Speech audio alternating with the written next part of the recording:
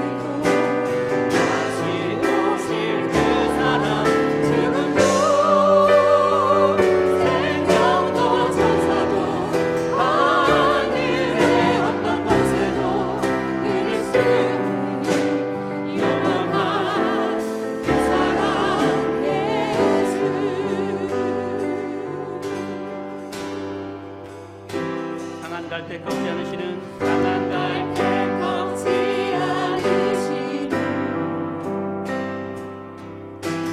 꺼져가는 불 끄지 않는 그 사랑 변함없으신 거짓없으신 성실하신 그 사랑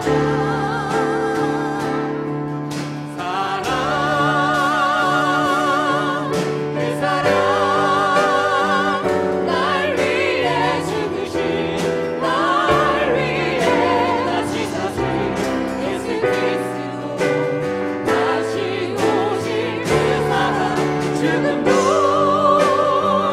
생명도 천사도 하늘의 어떤 권세도 이길 수 있는 영원한 그 사랑 예수 그 사랑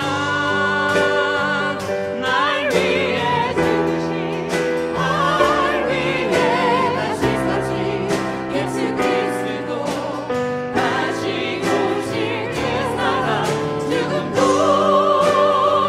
생명도 천사도 하늘의 어떤 권세도 이길 수 없는 영원한 그 사랑 예수. 예, 우리 다 함께 하나님의 말씀을 읽도록 하겠습니다.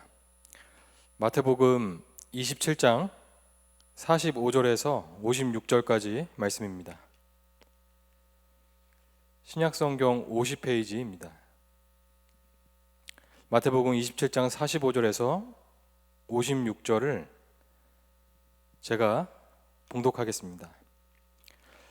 제6시로부터 온 땅에 어둠이 임하여 제9시까지 계속되더니 제9시쯤에 예수께서 크게 소리질러 이르시되 엘리 엘리 라마 사박다니 하시니 이는 곧 나의 하나님 나의 하나님 어찌하여 나를 버리셨나이까 하는 뜻이라. 거기 섰던 자 중 어떤 이들이 듣고 이르되 이 사람이 엘리야를 부른다 하고 그 중에 한 사람이 곧 달려가서 해면을 가져다가 신 포도주에 적시어 갈대에 꿰어 마시게 하거늘 그 남은 사람들이 이르되 가만두라 엘리야가 와서 그를 구원하나 보자 하더라. 예수께서 다시 크게 소리 지르시고 영혼이 떠나시니라. 이에 성소의장이 위로부터 아래까지 찢어져 둘이 되고 땅이 진동하며 바위가 터지고 무덤들이 열리며 자던 성도의 몸이 많이 일어나되 예수의 부활 후에 그들이 무덤에서 나와서 거룩한 성에 들어가 많은 사람에게 보이니라. 백부장과 및 함께 예수를 지키던 자들이 지진과 그 일어난 일들을 보고 심히 두려워하여 이르되 이는 진실로 하나님의 아들이었도다 하더라. 예수를 섬기며 갈릴리에서부터 따라온 많은 여자가 거기 있어 멀리서 바라보고 있으니 그 중에는 막달라 마리아와 또 야고보와 요셉의 어머니 마리아와 또 세베대의 아들들의 어머니도 있더라. 아멘.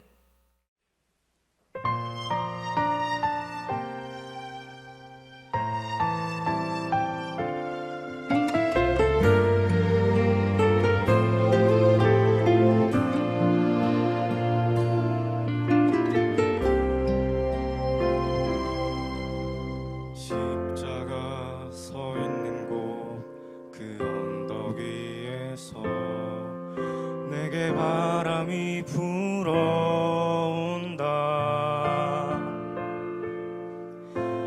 내 모든 죄를 나의 모든 허물을 깨끗게 하실 바람이 불어온다.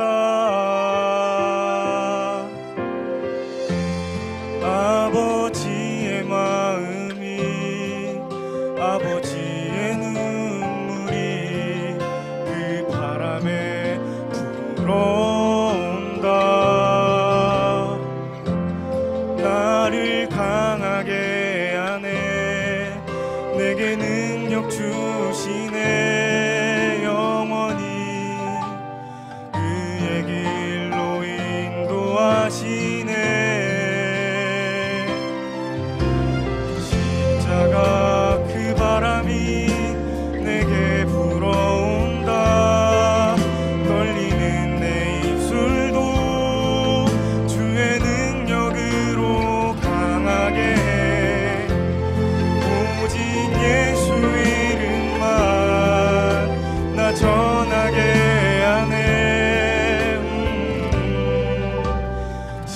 십자가 그 바람이 내게 불어온다.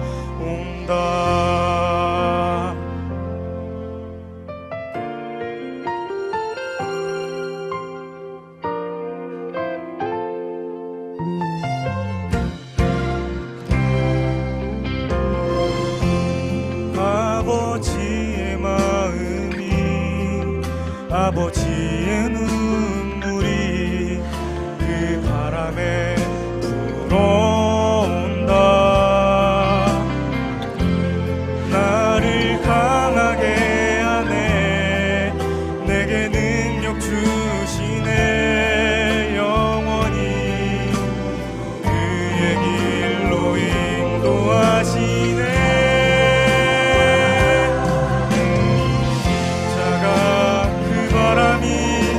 내게 불어온다. 떨리는 내 입술도 주의 능력으로 강하게 오직 예수 이름만 나 전하게 하네. 십자가 그 바람이 내게 불어온다.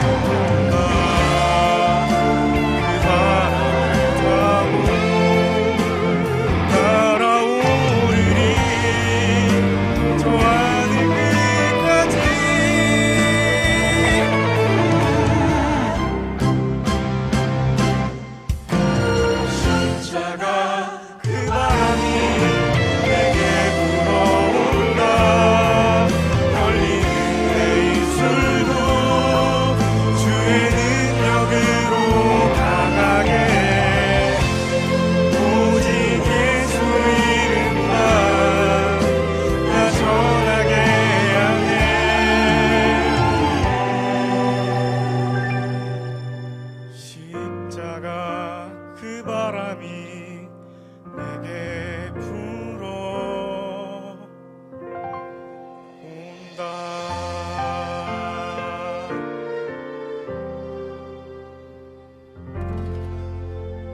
아멘. 함께 기도하겠습니다. 사랑의 하나님 아버지, 오늘 이 저녁에 주님 앞에 나와서 이렇게 함께 주님을 찬양하고 예배드리게 하심을 감사를 드립니다. 오늘은 특별히 고난주간 중에서도 예수님께서 십자가에서 돌아가신 날로 우리가 기념하여 주님 앞에 예배로 나아가기를 원합니다. 이 기도의 시간에 주님께서 함께하여 주셔서 예수님의 고난과 이 십자가의 그 의미가 무엇인지를 우리가 다시 한번 깨닫고 우리의 마음에 새기며 우리의 신앙이 회복되고 또 주님의 부활의 소망을 바라보며 나아갈 수 있는 모든 성천의 성도들이 될 수 있도록 주님께서 함께하여 주시옵소서. 계속되는 코로나 상황 속에서 우리가 모이지는 못하지만 각자의 처소에서 예배드리는 그 모든 가정에 주님께서 함께하여 주시고 주님의 은혜가 가득하게 하여 주시옵소서. 감사드리며 예수님의 이름으로 기도드립니다. 아멘. 이번 주는 고난주간으로 우리가 지키고 있습니다. 그리고 오늘은 예수님께서 십자가에서 돌아가신 금요일이 되는 그런 날입니다. 그래서 오늘 금요기도의 시간에는 예수님께서 십자가에서 고통을 당하시고 죽으신 사건을 깊이 묵상해 보기를 원합니다. 우리 그리스도인들에게 있어서 예수님의 고난과 죽으심은 매우 중요한 사건입니다. 왜냐하면 예수님의 고난과 죽으심을 통해서 우리가 죄로부터 구원을 얻었기 때문입니다. 우리 기독교 신앙의 중심에는 다른 무엇보다 바로 오늘 본문에 기록된 예수님의 고통과 그 십자가 죽음이 자리하고 있음을 우리는 알 수가 있습니다. 만약 누군가가 기독교에 대해서 설명할 때 기독교의 다른 부분들을 아무리 열심히 설명하고 가르친다 하더라도 오늘 본문에 기록된 예수님의 이 죽음에 대해서 잘 가르치지 않는다면 그는 사실 기독교를 가르치는 것이 아닌 것입니다. 왜냐하면 우리 기독교 신앙의 중심에 바로 이 예수님의 십자가 죽음이 자리하고 있기 때문입니다. 하나님의 말씀인 성경 말씀은 바로 이 예수 그리스도께 초점을 맞추고 있습니다. 누가복음 24장을 보면 부활하신 예수님께서 이 제자들에게 나타나셔서 그들에게 자신의 부활한 몸을 보여주시고 그들에게 하나님의 말씀을 가지고 깨닫게 해주시는 부분이 있습니다. 예수님이 부활하셨음에도 불구하고 제자들이 예수님의 부활을 믿지 못하자 예수님은 구약 성경을 통해서 그 말씀을 깨닫게 해주심으로 말미암아 이 모든 성경이 바로 자신을 가리키고 있다라는 사실을 일깨워주는 부분이 누가복음 24장에 기록되어 있습니다. 이것으로 볼 때 성경 전체가 바로 이 예수 그리스도께 초점을 맞추고 있고 그 예수 그리스도에게 우리가 모든 관심을 집중하기를 원한다는 것을 성경 말씀을 통해서도 알 수가 있습니다. 예수님이 가르쳐 주실 때 구약 성경 모든 그 선지서와 시편과 모든 성경에 자신에 대해서 말씀하고 있는데 자신이 죽을 것과 3일 만에 부활하시고 또 그로 말미암아 그것을 믿는 그 복음이 모든 민족에게 전파될 것이 구약 성경에 기록되어 있다라고 가르쳐 주십니다. 그래서 구약 성경의 그 모든 예언대로 예수님께서 이 땅에 오셨고 실제로 예수님은 고난을 당하시고 십자가에 달려 죽으시고 부활하셨습니다. 우리가 믿는 기독교는 바로 이 예수님의 죽으심 그리고 3일 만에 부활하신 이 사건이 자리하고 있는 것입니다. 그래서 우리가 고난주간과 또 이틀 후에 있을 부활주일을 맞아서 이 예수 그리스도의 죽음과 부활, 우리 신앙의 기초가 되고 토대가 되는 이 예수님의 죽음과 부활을 깊이 묵상하고 그 신앙을 깊이 되새기며 우리의 신앙을 다시 한번 점검하는 시간이 될 수 있기를 바랍니다. 오늘 우리가 함께 읽은 본문은 예수님이 십자가에 달려서 죽으시는 장면을 묘사하고 있습니다. 마가복음 15장 25절을 보면 예수님께서 십자가에 못 박힌 그 시간이 바로 제3시였다라고 말합니다. 유대인의 시간으로 제3시인데 이것을 우리 시간으로 하자면 오전 9시였습니다. 그러니까 예수님께서 십자가에 처음으로 못 박힌 그 시간은 오전 9시였고 오늘 본문 45절 말씀을 보면 예수님이 십자가에 못 박힌 지 3시간 후인 제6시로부터 제9시까지 우리 시간으로 하자면 낮 12시부터 오후 3시까지 3시간 동안 이 시간이 한낮이었음에도 불구하고 어둠이 온 땅에 가득하였다라고 말합니다. 그리고 오늘 본문을 보면 제9시 오후 3시에 예수님이 큰 소리를 지르고 돌아가시는 장면이 증거되어 있습니다. 이것으로 볼 때 예수님은 십자가에 못 박히시고 나서 6시간 정도를 십자가상에 매달려 계셨고 그 이후에 죽으신 것으로 우리가 성경을 통해 알 수가 있습니다. 성경에는 이 예수님이 십자가에 못 박히시는 이 장면을 자세하게 묘사하고 있지는 않습니다. 왜 그랬을까 우리가 생각을 해보자면 그 십자가 형벌이라는 그 형벌이 너무나 끔찍하고 너무나 잔인하기 때문에 이 성경 기자는 그 십자가 못 박히는 그 구체적인 모습을 말하고 있지 않는 것 같습니다. 그래서 예수님이 고통을 당하시고 죽은 이 십자가 형벌에 대해서 우리가 좀 생각을 해보기를 원합니다. 십자가는 고대 시대에 헬라나 로마와 같은 나라에서 시행되던 사형 도구였습니다. 로마에서는 아주 극악한 죄를 저지른 사람과 아니면 로마 황제의 권위에 도전하는 그런 죄인들을 향해서만 이 십자가 형벌을 내렸습니다. 로마 시대에 그런 사람들, 극악한 죄인들과 반역하는 사람들을 십자가에 매달려 죽인 이유가 있습니다. 첫 번째는 그 죄수로 하여금 고통스럽고 혐오스러운 그 사형 집행을 통해 신체적이고 인격적인 고통과 모욕을 주기 위해서였습니다. 그리고 그 형벌을 바라보는 모든 자들에게 너희도 이와 같은 죄를 지으면 이런 형벌을 받는다라는 그런 경고의 메시지를 주고자 함이었습니다.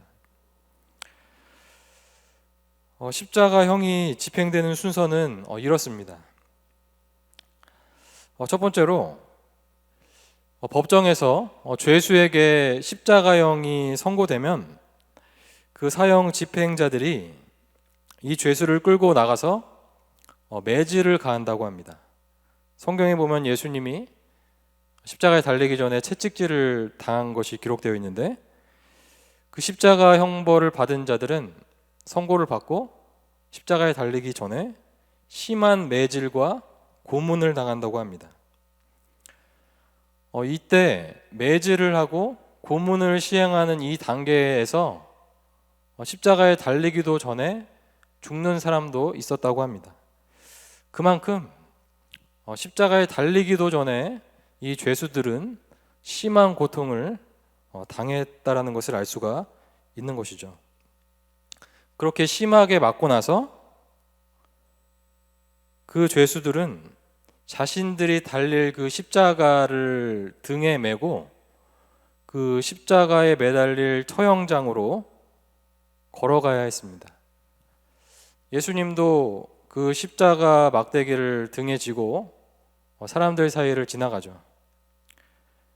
그렇게 처형장까지 온 죄수를 그 집행자들이 십자가의 못을 받고 그 막대기를 거기에 세워져 있던 수직 막대기에 이렇게 매달게 됩니다. 그렇게 해서 십자가에 달린 죄수들은 한 이틀에서 3일 정도가 되면 모두 죽는다고 합니다. 죽는 원인은 과다한 출혈과 탈진, 고통으로 인한 쇼크, 질식사 등이었다고 합니다. 때에 따라서는 죄인들이 오랫동안 죽지 않으면 그 죽음을 앞당기기 위해서 시체의 다리를 꺾는 일들이 있었다고 합니다. 죄수의 다리를 꺾는 일이 있었다고 합니다. 죄수는 그 십자가에 이렇게 매달려서 이 다리에 힘을 주고 버텼고 다리에 힘을 줌으로 숨을 쉴 수가 있었는데 그 다리를 꺾으면 그 다리의 뼈가 부러지면 팔로만 이 자신의 온몸을 지탱해야 되기 때문에 이 횡격막이 압박이 되고 결국에는 숨을 쉴 수 없어 질식사에 이른다라고 합니다. 그래서 숨을 거두게 되면 사형 집행자는 죄수를 십자가에 내려서 죽음을 확인한 후에 시체를 처리한다라고 합니다. 이러한 자세한 십자가 형벌의 과정이 성경에 기록되어 있진 않지만 우리는 그 당시에 이 십자가 형벌이 얼마나 잔인하고 고통스러운 그런 형벌이었는지 다른 자료를 통해서 우리가 알 수가 있는 것입니다. 바로 예수님은 방금 설명드린 것과 같은 정말 생각만 해도 끔찍한 그런 고통을 당하시고 십자가에서 죽으신 것입니다. 오늘 본문 말씀에 예수님께서 십자가에 달려서 죽기 직전에 하신 말씀이 있습니다. 46절을 보면 나의 하나님 나의 하나님 어찌하여 나를 버리셨나이까 라고 부르짖는 것을 볼 수가 있습니다. 예수님의 이러한 외침을 통해서 우리가 알 수 있는 것은 이 예수님이 이 십자가에 달려 이 모진 고통을 당하고 죽으시는 참된 이유가 무엇인지를 우리는 알게 됩니다. 그것은 단지 예수님이 그런 고통을 당해 죽으셨다라는 그 표면적인 것뿐만이 아니라 그런 고통을 당하고 죽어야만 하는 이유가 있었던 것이죠. 그것은 바로 우리가 잘 알고 있듯이 예수님이 우리의 모든 죄를 지고 인류의 모든 죄를 지고 달려 죽으신 것입니다. 예수님은 죄가 없으셨으나 모든 사람들의 죄를 대신 지고 모든 사람이 받아야 할 그 죽음의 형벌을 예수님께서 모두 그 십자가에서 받으신 것이죠. 그래서 예수님은 이렇게 외치고 있는 것입니다. 나의 하나님 나의 하나님 어찌하여 나를 버리셨나이까. 예수님에게서 정말로 두려웠던 것은 이 십자가 형벌이 주는 육체적인 고통도 있었겠지만 그것보다 근본적으로 예수님께서 두려워했던 것은 하나님으로부터 버림받는 그런 두려움이었습니다. 예수님이 이런 형벌을 받게 되는 이유는 하나님으로부터 버림받게 되는 이유는 예수님의 죄 때문이 아니라 바로 우리의 죄 때문이었습니다. 그래서 예수님은 나의 하나님 나의 하나님 어찌하여 나를 버리셨나이까 라고 하면서 십자가에서 마지막 외침을 하고 있는 것입니다.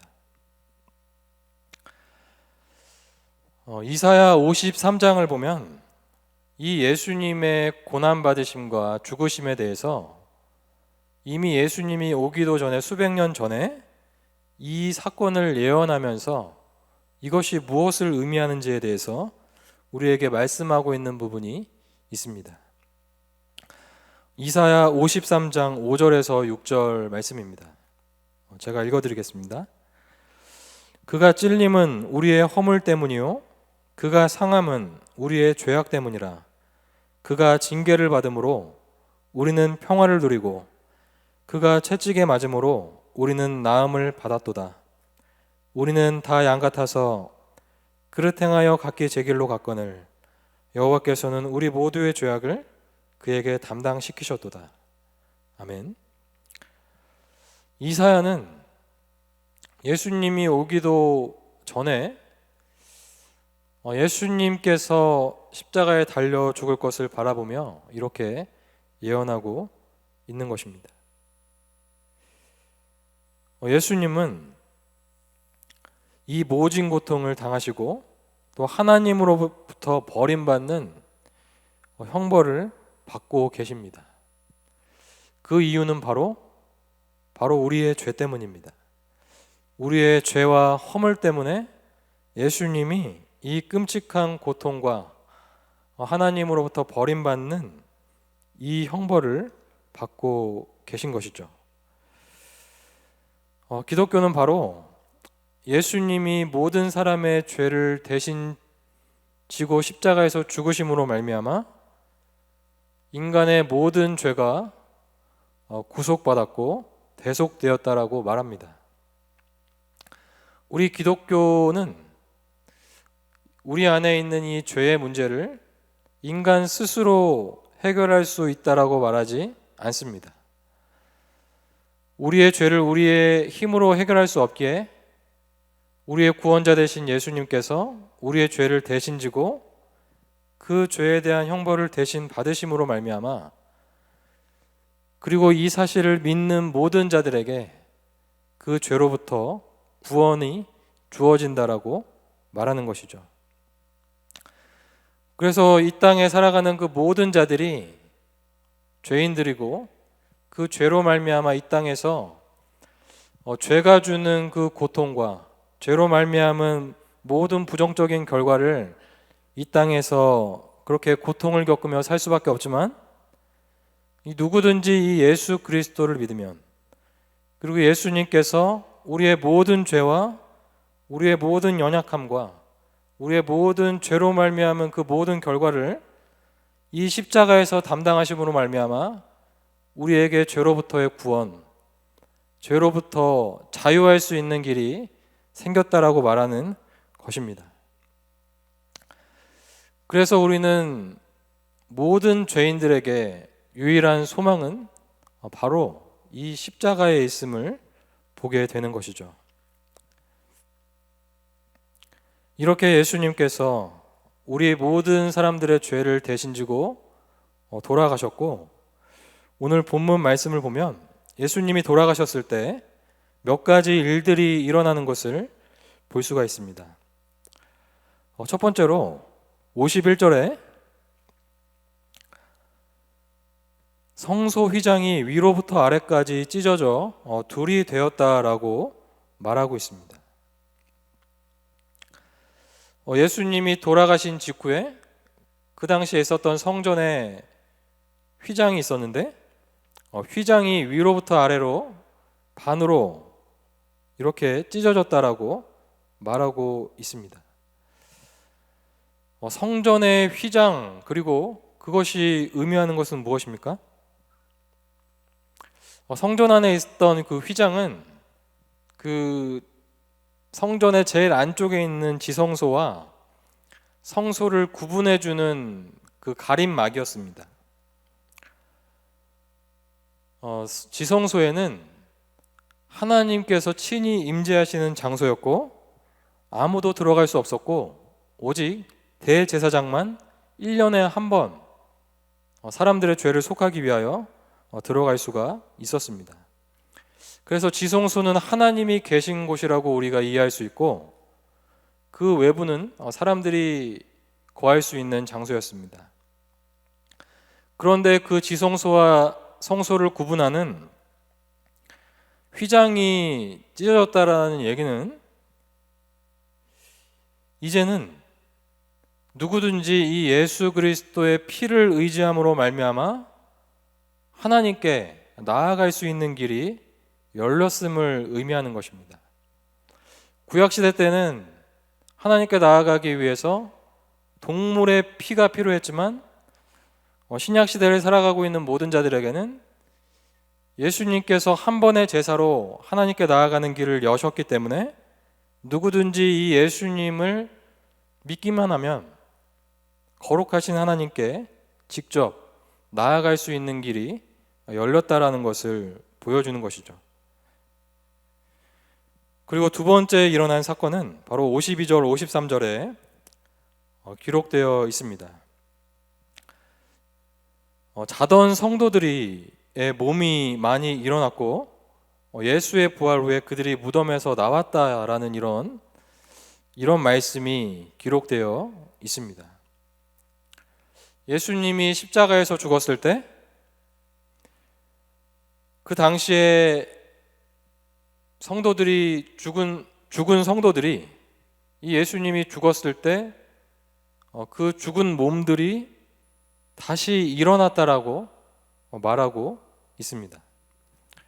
그리고 예수님이 부활한 후에는 그들이 무덤에서 나와서 사람들에게 보여졌다라고 말하는 것이죠. 또 이 사건을 통해서 우리가 무엇을 깨달을 수가 있습니까? 결국 이 예수님의 죽으심은 결국에는 부활로 나아가는 그런 관문이었음을 보여주는 것입니다. 예수님의 이 십자가 죽음은 죽음에서 끝나는 것이 아니라 3일 만에 부활할 것이고, 또 그로 말미암아 이 예수 믿는 모든 자들에게 죽음을 이길 수 있는 그런 은혜를 베풀어 주심을 이 사건을 통해 알 수가 있습니다. 그래서 예수님의 이 십자가와 그 예수님의 부활은 우리에게 참된 생명을 주는 그런 사건이었음을 우리가 기억하게 됩니다.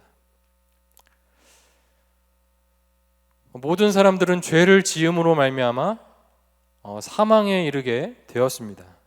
그래서 사람들에게 있어서 가장 큰 한계는 죽음을 극복할 수 없다라는 것이죠.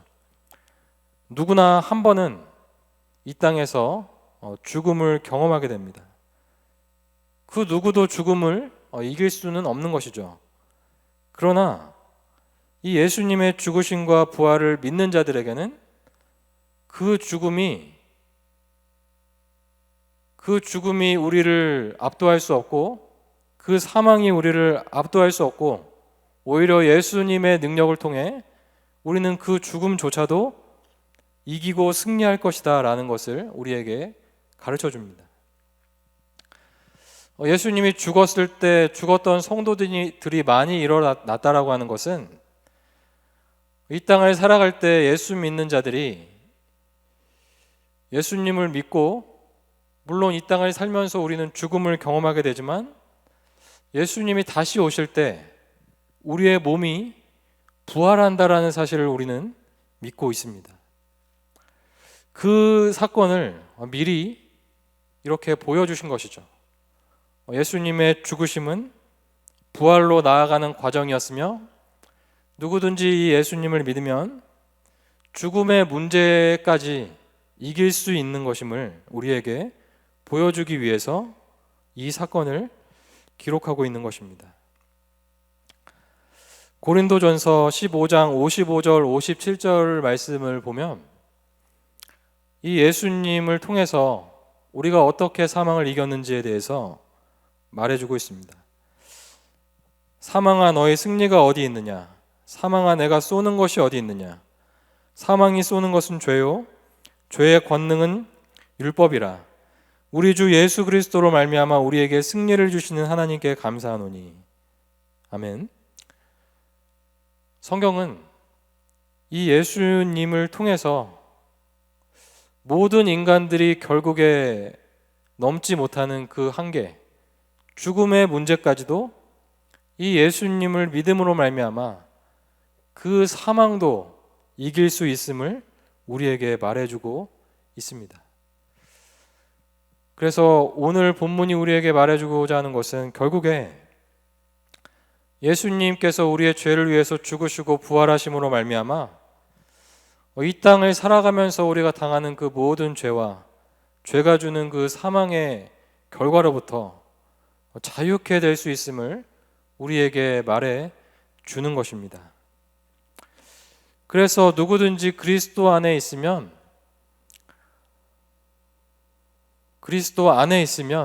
이 땅을 살아갈 때 희망을 품을 수가 있는 것이죠. 그리스도 안에 있으면 그 모든 절망이 희망으로 바뀌는 것입니다. 왜냐하면 예수님께서 그 모든 죄와 절망과 저주와 그 죄로 말미암은 모든 결과를 짊어지셨고 승리하셨기 때문에 우리가 어떠한 죄를 지었던 우리의 모습이 어떠하든 간에 이 예수 그리스도 안에 있으면 희망을 발견할 수 있고 소망을 품을 수가 있는 것입니다.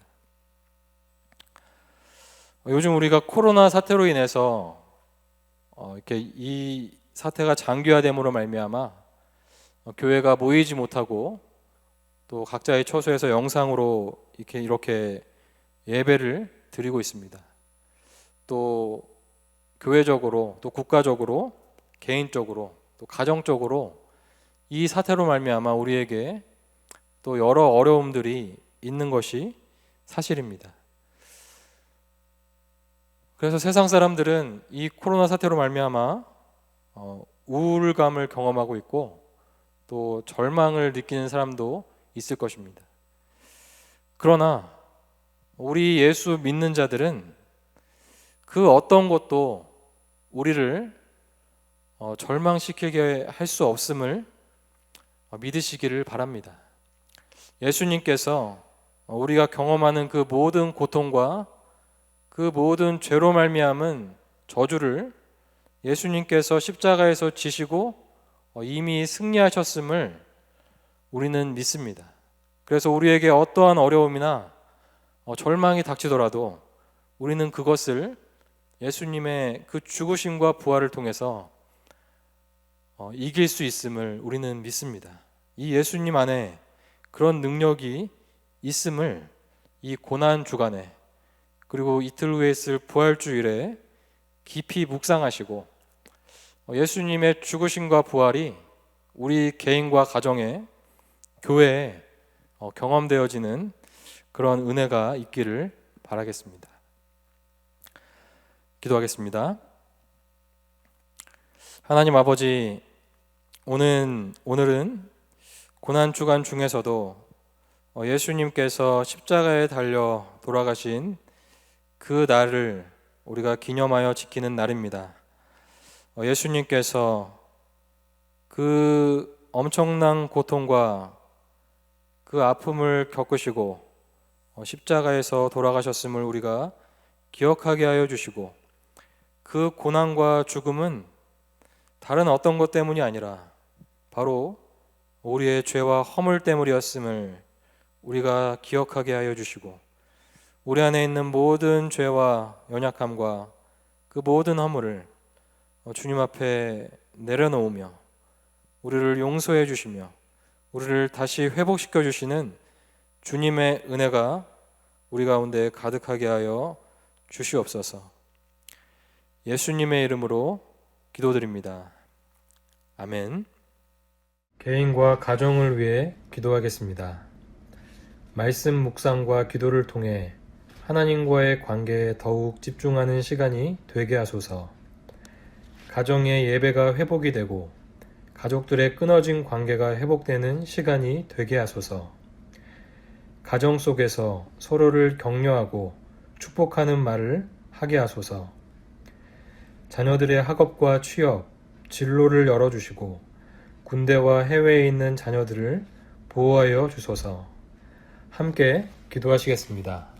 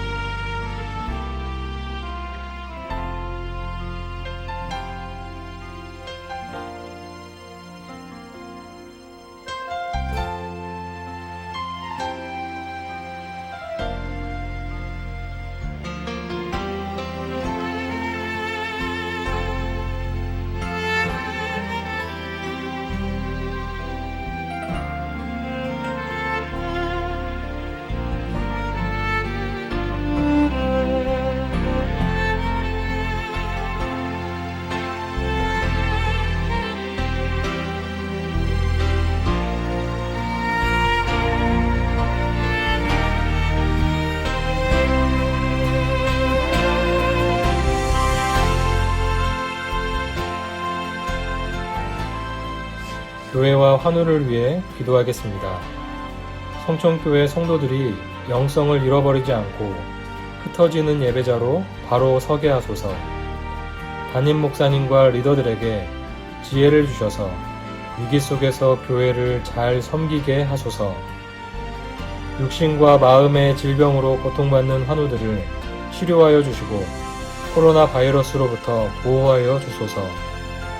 교육부 자녀들이 위기 속에서 신앙 잃어버리지 않게 하시고 수고하는 교사들에게 힘과 지혜를 주소서. 온라인 예배에 참석하기 어려운 노년층에게 특별한 은혜를 주셔서 더욱 힘써 기도하게 하소서. 이단의 공격으로부터 교회를 보호하여 주시고 이단의 실체가 드러나서 사람들이 미혹되지 않게 하소서. 어려움에 빠져 있는 미자립 교회들의 은혜를 베풀어 주소서. 함께 기도하시겠습니다.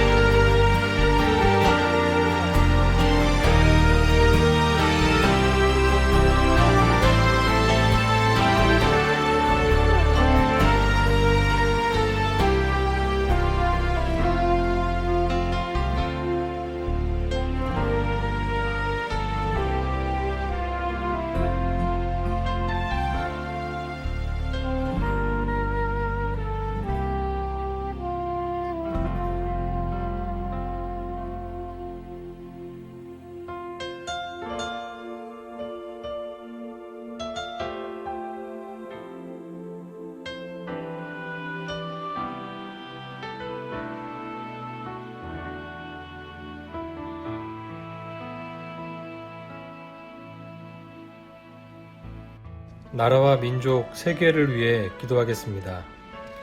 정부와 질병관리본부, 의료진들에게 힘과 능력 주셔서 위기에 잘 대처하게 하소서. 우리나라와 전 세계의 바이러스 확산을 막아주시고 치료제가 속히 개발되게 하소서. 불안한 사회 분위기, 경제의 위기, 혐오와 분노를 극복하고 평안과 위로가 있게 하소서. 면역력이 약한 노약자들과 어린이들을 지켜주소서. 해외의 교민들, 유학생들을 보호하여 주소서. 선교사님들의 사역과 가정을 보호하여 주소서. 대한민국과 온 세계가 하나님께 회개하고 돌아오는 계기가 되게 하소서. 함께 기도하시겠습니다.